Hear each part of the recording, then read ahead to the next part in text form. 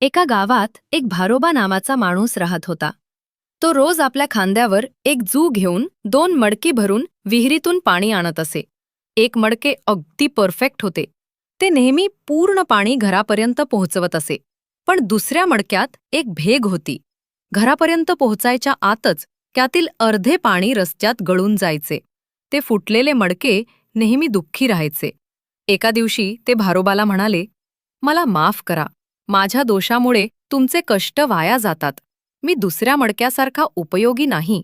भारोबा हसला आणि म्हणाला, "रोज आपण चालतो त्या रस्त्याकडे बघ."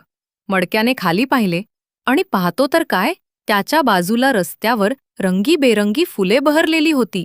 भारोबा म्हणाला, "मला तुझ्या भेगेबद्दल माहिती होते, म्हणून मी तिकडे बिया पेरल्या. तुझ्या गळणाऱ्या पाण्यामुळे रोज त्या झाडांना पाणी मिळाले. आता ही सुंदर फुले फुलली आहेत आणि मी माझे घर त्याने सजवतो." हे ऐकून फुटलेले मडके आनंदाने उजळून गेले. त्याला समजले, दोष असूनही त्याने जगाला सौंदर्य दिले आहे.